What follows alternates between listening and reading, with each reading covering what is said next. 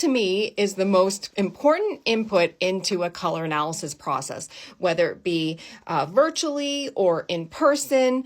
And even it assists with helping with color analysis recommendations once you know your color analysis result. It is, what was your natural hair color around the age of 20? This is a fundamental, important information point that I believe assists with determining your color analysis results. Your natural hair color in your immediate post-puberty years helps rule in or rule out palettes to focus on. And with your color analysis result, it helps identify hair colors for you to focus on in that color analysis result. So a great example to describe this would be, say, a true spring. As true spring hair color recommendation could be a dark hair color right through to a blonde hair color. But if your natural hair color in your post-puberty years, age 20, say, was sort of deep brown, I would not recommend you going to the blonde range, because that is more than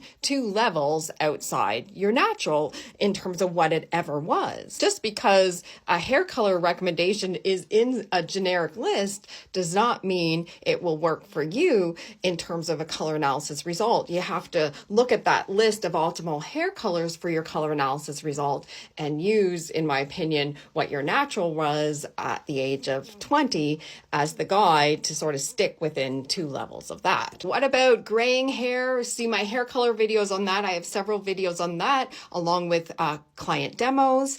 And what if independently you didn't like your hair color? So for instance, a natural ash hair color on its own may look dull, but on you, it adds vibrancy to you. What if you didn't know what your natural hair color was? So I've met several people who have been coloring their hair since they were children.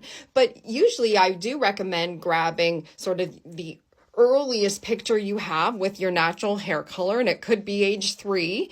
But if your hair was brown back then, I extremely doubt at the age of 20 that it would have arrived to an extremely, say, light blonde.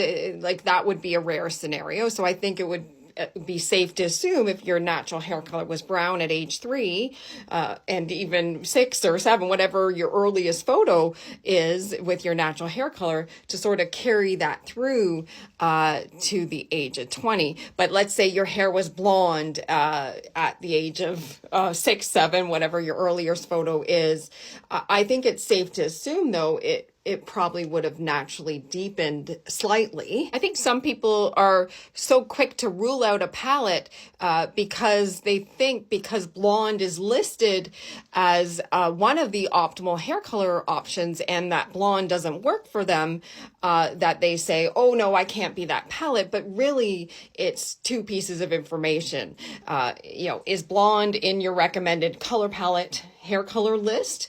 And what was your natural hair color at the age of 20 for you to customize that recommendation for you? I'm going to use myself as an example. I'm a true summer, like an ash blonde, even platinum blonde, could be in the recommended hair color lists for a true summer, and they are, but my hair color naturally has never been in that range post-puberty. I've always been in sort of the medium-ish brown range. And so would it be best for me to go platinum blonde, even me being a true summer? Not in my opinion. Hey, to the universe, giving us our natural hair colors at the age of 20 as a guide for color analysis.